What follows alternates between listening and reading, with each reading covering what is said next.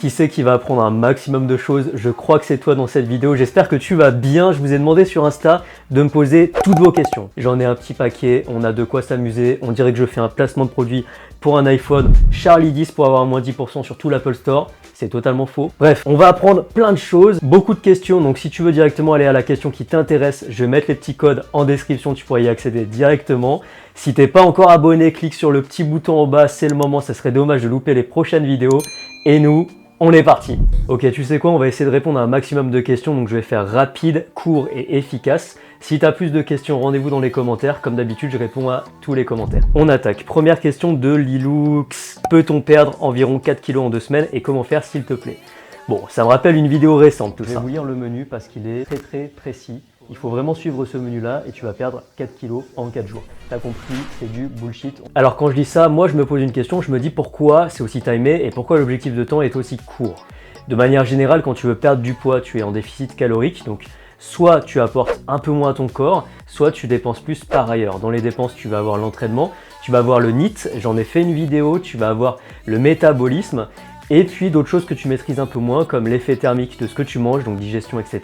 Là-dessus, tu n'as pas trop de levier. D'autre part, tu as tes apports. Les apports, c'est ce que tu manges. Donc dans l'idée, réduire tes apports caloriques tout en évitant d'être trop en déficit, de rester en état de carence trop longtemps. Moi, j'aurais tendance à te dire d'augmenter tes dépenses, si tu le peux dans un premier temps, de garder le levier de la nutrition du déficit pour plus tard, et puis de pas forcément te mettre en tête un objectif aussi ambitieux en termes de temps.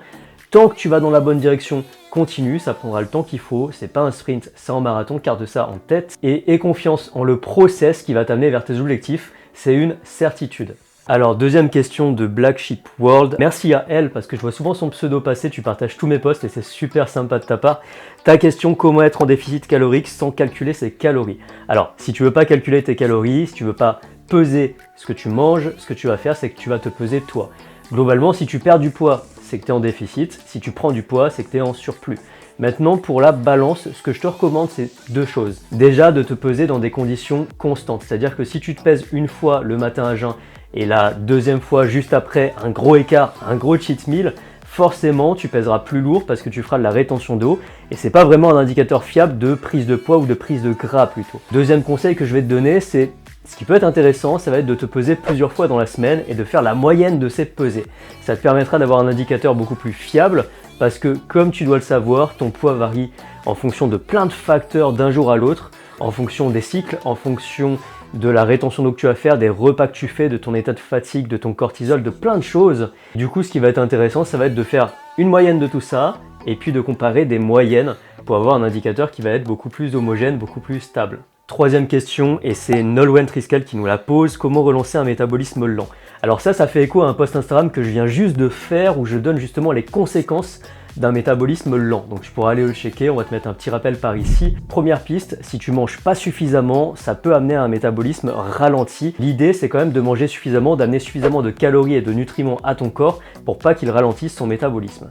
Ensuite, de manière générale, le repos. Le repos est la diminution de tous les stress. Dormir suffisamment, 7 à 8 heures par nuit. Réduire les stress pour réduire le cortisol. C'est facile à dire, c'est plus compliqué à mettre en place. Et là, je peux te recommander des applications ou des outils comme la méditation, comme la cohérence cardiaque qui vont aider justement à réduire ces niveaux de stress. Ensuite, je t'invite à te pencher vers la piste thyroïdienne en faisant contrôler éventuellement ta TSH, en allant voir un généraliste qui pourra justement te donner son avis, un avis de médecin, un avis médical et un avis beaucoup plus éclairé sur une éventuelle hypothyroïdie qui pourrait amener à un métabolisme ralenti par exemple. Question suivante, on a Naomi Morville qui me demande les meilleurs moyens de s'affiner et de se muscler, alimentation, exercice, etc. Naomi, c'est une question très large. J'ai déjà fait des vidéos sur le sujet et c'est assez compliqué de te répondre en quelques secondes sur une question qui me semble assez large. Par contre, ce que je peux te dire, c'est de choisir tes combats.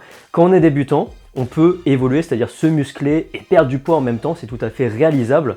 Et passer le stade de débutant, il faut choisir ta guerre. Est-ce que tu veux t'affiner? Est-ce que tu veux perdre du poids? Dans ce cadre, tu vas être plutôt dans une optique de déficit calorique ou est-ce que tu veux prendre en masse musculaire, te tonifier, te galber, te muscler? Dans ce cas, on sera plutôt sur un surplus calorique qui va amener suffisamment d'énergie à ton corps pour se reconstruire plus fort et se développer en hypertrophie. Ensuite, pour des conseils très pratiques, je t'invite à télécharger dans la description l'ebook ventre plat que j'ai fait où je te donne tout un tas de conseils, tant bien sur la nutrition que sur l'entraînement. C'est un ebook gratuit, donc autant en profiter. Si tu veux mettre toutes les chances de ton côté d'avoir un ventre plat, tu nous rejoins dans le challenge ventre plat. Et puis après, j'ai mis justement à disposition pas mal d'exercices que je te mets aussi en description, qui sont optimisés, qui sont très intéressants dans une stratégie de développement de manière générale et que tu peux tout à fait suivre en autonomie pour évoluer physiquement. Question suivante, on a Nesrine DZ qui nous demande comment et quoi faire pour perdre les kilos post-grossesse. Alors ça, c'est une question qui revient souvent. En soi, c'est la même logique que avant la grossesse. Ce qui change, c'est qu'il y a tout l'aspect périnée, donc travail du périnée, forcément renforcement. On va essayer de retonifier le transverse en post-grossesse. Et après, on va être dans cette logique de déficit calorique. Il faut savoir que tu viens de vivre une épreuve, que tu vas avoir besoin d'énergie dans les jours, dans les semaines, dans les mois à venir, forcément, et dans les années aussi. Du coup, il n'est pas forcément recommandé de cutter drastiquement les calories. Donc simplement, essaie d'intégrer plus de mouvements dans ton quotidien, essaie de miser sur le NEAT, de marcher davantage, de faire de la marche rapide, de te déplacer plus au quotidien. Pourquoi pas réduire un petit peu les lipides qui sont des bombes caloriques, mais tout en restant dans une range qui va être acceptable, 0,6, 0,7, 0,8 grammes par kilo de poids de corps de lipides, c'est un minimum. Et après, même logique que dans une perte de poids classique, tu cherches le déficit calorique, je me répète, mais c'est vraiment important. 68 Emalia, drôle de pseudo, qui nous demande « Est-ce grave si on ne fait pas sa séance de sport pendant la semaine ?» Donc j'imagine si tu ne fais pas de séance de sport de toute la semaine. Est-ce que c'est grave? Absolument pas. On a tendance à dramatiser quand on s'entraîne pas. Effectivement, le corps est moins congestionné, donc on a moins de signaux d'évolution physique et on a tendance à se dire « Tiens, j'ai tout perdu en une semaine ». Pas du tout. Tu vas rapidement reprendre, tu laisses ton corps se reposer, donc tu vas réattaquer encore plus fort. Et en plus de ça, tu as une mémoire musculaire qui est assez balèze et qui va te permettre de récupérer assez rapidement dans l'éventuel cas où tu aurais perdu un petit peu de masse, où tu aurais perdu un petit peu de muscle tout simplement. Finalement, si tu avais l'habitude d'être discipliné, ça va être bon pour toi. Tu vas récupérer aussi bien au niveau de ton corps, aussi bien musculairement que nerveusement, au niveau de ce qu'on appelle le SNC, le système nerveux central, qui justement centralise énormément de fatigue. Ça va te permettre de récupérer, de revenir beaucoup plus fort à l'entraînement, donc aucun souci pour ça, ne culpabilise surtout pas parce que ça sert à rien. Ensuite, on a Coco972 qui me demande « Je suis en hypothyroïdie d'Hashimoto sportive, mais 12 kg en 2 ans, que faire ?» Hashimoto, très classique malheureusement, c'est un cas d'hypothyroïdie qui normalement amène à une hormonothérapie, donc a priori tu es traité pour ça. De manière générale, si tu as pris du poids et que tu veux en perdre, ça va être encore la même logique, c'est-à-dire privilégier le NEAT, le mouvement, être en apport calorique un petit peu réduit et puis normalement tu es suivi pour ça. Donc personnellement après ça va dépasser un peu mon domaine de compétences et je vois pas ce que je pourrais rajouter dessus. Je te conseille de tourner vers ton médecin, vers le corps médical qui pourra davantage t'éclairer là-dessus. Question de Diyama, comment relancer une perte de poids après une stagnation? Alors c'est une question qui est super intéressante. En fait il faut raisonner en termes de levier. Est-ce que tu manges moins que ce que tu apportes et est-ce que tu marches tous les jours? Est-ce que tu t'entraînes tous les jours? Qu'est-ce que tu fais pas encore et que tu pourrais rajouter pour relancer la progression? Maintenant, si tu as activé tous les leviers, c'est-à-dire que si tu consommes très peu de calories, si tu t'entraînes tous les jours, si tu marches énormément, si tu as beaucoup de mobilité, si tu optimises tout, on va dire, et que tu vois que tu progresses plus, c'est peut-être le signe d'un métabolisme très bas ou craché. Donc j'ai répondu juste avant sur des pistes sur comment le relancer et comment le réaugmenter. Ça passe souvent par une reverse diet, par un moment où tu vas plus manger et reprendre un peu de poids avant d'en reperdre, ce qui n'est pas du tout mauvais, ce qui est tout à fait normal. Donc de manière générale, je t'invite à noter sur papier ce que tu fais actuellement en termes de séances de sport, en termes de nutrition, en termes de mouvement. Tes séances de sport, tu peux les optimiser et les tourner vers beaucoup plus de dépenses caloriques aussi, avec des exercices polyarticulaires par exemple, qui vont solliciter plusieurs articulations et vont forcément drainer plus d'énergie. Pompe, burpees, squat, soulevé de terre, tous ces exercices-là complets qui vont être plus fonctionnels et qui vont utiliser de manière générale beaucoup plus de calories, qui sont beaucoup plus énergivores. Prochaine question, on a Michel Zoller qui nous demande « Que penses-tu du livre Les mensonges du fitness ?» Alors bouge pas. Ok, alors c'est un livre qui fait partie de ma collection que je trouve très intéressant, qui a été écrit par Will Janssens, qui est passé plusieurs fois sur la chaîne, et par Tristan. C'est un livre que personnellement je recommande fortement aux débutants, il amène beaucoup d'informations, tout est sourcé scientifiquement, donc c'est un truc qui est vraiment très chouette. Et évidemment la science évolue dans le temps, il y a des informations dedans qui sont peut-être plus valables aujourd'hui, il est sorti il y a je crois 1 an ou 2, mais de manière générale général, c'est un bouquin que je recommande si tu veux appréhender un petit peu justement le fitness, la nutrition, briser quelques mythes et trouver des sources scientifiques pour donner du poids à des arguments. C'est un livre qui est très intéressant pour ça, très bien foutu, très graphique aussi, donc si t'hésites, go for it. Prochaine question de Dessine-moi un camion. J'adore ce pseudo. Quel est le secret de la constance et de la durabilité pour une perte de poids? Beaucoup de questions perte de poids quand même. Premier conseil, abonne-toi à la chaîne YouTube car tu vas apprendre plein de choses et ça va te maintenir discipliné, ça va te donner un rendez-vous régulier qui va être lié forcément, qui va être corrélé au fitness, à la perte de poids, à la prise de masse, bref, à l'évolution physique. Deuxièmement, je t'invite à regarder la vidéo que j'ai faite sur le cas McFly et Carlito où je parle de discipline. L'idée, c'est de faire de la pratique sportive quelque chose de vraiment routinier, de l'ancrer dans ton quotidien. Et il faut que ça devienne vraiment quelque chose comme te brosser les dents tous les jours, tu vois. C'est pas un effort, c'est quelque chose qui, si tu l'arrêtes pendant longtemps, tu vas dire « Ah, j'ai la flemme, etc. » Mais en fait, tu l'as tellement intégré dans ton quotidien que maintenant c'est normal pour toi. Et ce que je t'invite à faire, c'est de planifier, d'avoir des objectifs, pourquoi pas de te prendre en photo, de prendre tes mesures, de te peser, peu importe, et te dire je le refais dans un mois, et d'avoir cet objectif-là, et cette rigueur, cette discipline. Le plus dur, c'est de créer le mouvement au début, très clairement, et une fois que le mouvement est lancé, la motivation laisse place à la discipline, et là c'est que du bonheur, tu vois les objectifs arriver, ce qui est un facteur motivationnel supplémentaire.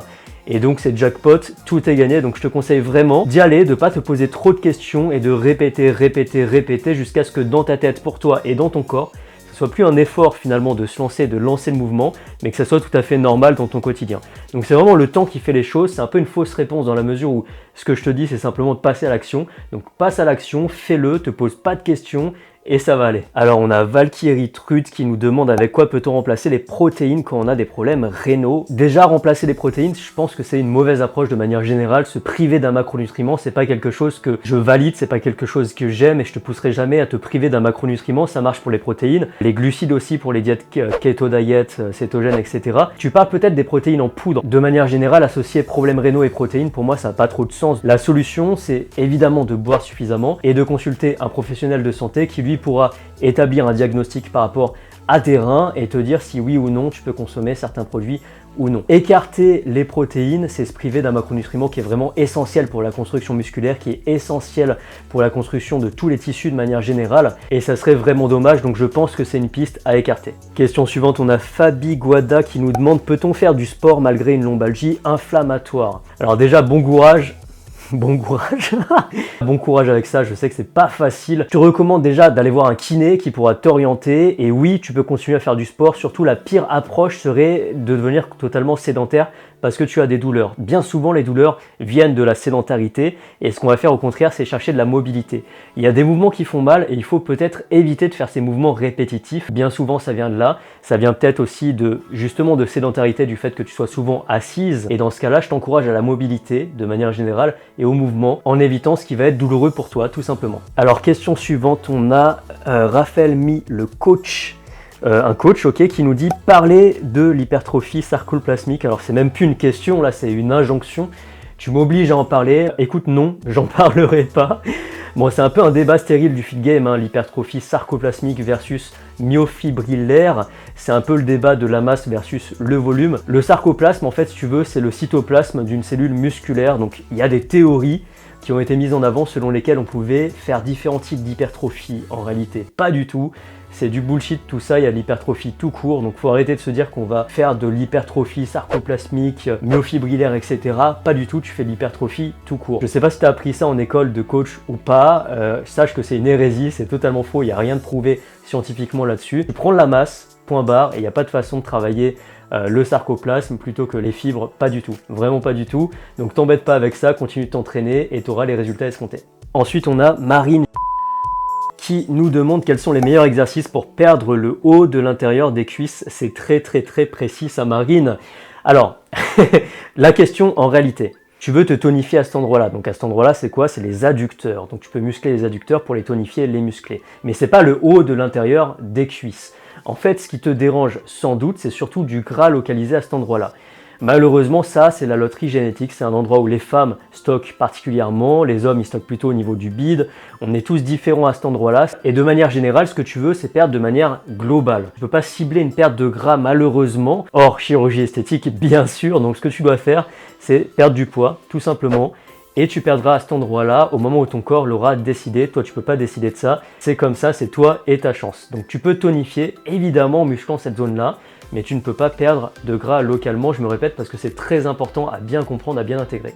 Ok, prochaine question de Jonathan Defer, que je ne connais absolument pas. Plutôt kiwi du sud d'Équateur ou noix de coco des montagnes de Guyane, mais c'est une très bonne question, Jonathan. Alors Jonathan, c'est mon monteur vidéo qui s'amuse à me troller de temps en temps, mais ça me permet de rebondir sur quelque chose de très intéressant. Tu sais quoi? On se pose trop de questions. On se pose trop de questions et en fait ça, tu sais quoi? Ça illustre le genre de problématique, on m'a jamais posé cette question, ça illustre le genre de problématique que les gens peuvent se poser en cherchant vraiment la complexité alors que les choses sont relativement simples. On nous met dans une jungle d'informations où on entend un max de choses de tous les côtés, des choses très très techniques, et parfois j'ai des personnes qui ont des problématiques relativement simples et qui se posent des questions aussi précises que ça, et c'est dommage. C'est l'occasion de te dire, te prends pas trop la tête, tu veux perdre du poids, cherche le déficit calorique, tu veux en prendre, cherche le surplus, tu peux optimiser, tu peux avoir des stratégies d'optimisation via les exercices que tu vas choisir, les tempos d'exécution, le volume d'entraînement évidemment, la fréquence, la chrononutrition si tu veux, il y a plein de manières de complexifier et d'optimiser ton entraînement, mais là tourne-toi vers un coach qui pourra te conseiller plus précisément. De manière générale, arrête de te prendre la tête, ça sert à rien, ça va juste t'embrouiller et ça va te mettre dans l'inaction alors que tout ce qu'on veut nous, c'est du mouvement. Ok, alors on va répondre à une dernière question parce que ça fait déjà un petit paquet, il y aura un prochain épisode. Si vous posez des questions en commentaire, avec grand plaisir, j'y répondrai, ça me fait vraiment plaisir. J'aime bien ce format du tac au tac, c'est vraiment vraiment chouette. Dernière question de Marine du coup qui nous dit « Je suis anorexique mental et le sport et l'alimentation sont au centre de ma vie, vous auriez des conseils ?» Alors, l'anorexie mentale, on appelle ça comme ça, fait partie des troubles du comportement alimentaire, au même titre que la boulimie, l'hyperphagie. C'est des troubles qui sont avant tout mentaux, avant tout psychiques, et dans ce cas-là, il faut se tourner vers quelqu'un qui est habilité à traiter ces troubles-là, donc plutôt dans le cadre psy. De manière générale, ce que je vais te recommander, ça va être de te détacher de tout ce qui va être contrôle, trop de contrôle. Ce qu'on remarque beaucoup, et on a une discussion avec ça justement avec des personnes qui souffrent de ces maladies-là. Je t'invite à aller voir les Real Talk qu'on a fait, les épisodes type podcast qu'on a fait avec Alissa, avec Marine, avec Emma, qui souffrent justement aussi de troubles du comportement alimentaire, et c'est des épisodes qu'on a tournés récemment sur la chaîne YouTube et qui justement via leurs témoignages expliquent que il y a trop de contrôle d'une part et il n'y a pas assez de suivi d'autre part. Donc deux choses à faire, essayer de se détacher de tous ces chiffres, mais c'est pas évident. Et pour ça, te rapprocher de quelqu'un qui pourra justement t'aider dans un cadre de confiance totale et qui pourra t'apporter des solutions pour justement te détacher de ça et peu à peu avoir une meilleure relation avec la nourriture, avec l'entraînement, avec ton corps de manière générale. Pfiou, et ben écoute, j'habite à Neuilly dans un quartier alors paumé. Voilà pour cette petite FAQ, ça fait pas mal de questions, pas mal de réponses, j'espère que tu as kiffé. Si tu as kiffé, n'hésite pas à lâcher ton meilleur pouce bleu, à lâcher ton meilleur commentaire, à t'abonner, à me faire un coucou dans les commentaires, ça me ferait très très très plaisir. Et puis d'ici là, je te dis à la prochaine, à très très vite sur la chaîne YouTube, à très vite sur Instagram. Porte-toi bien, ciao.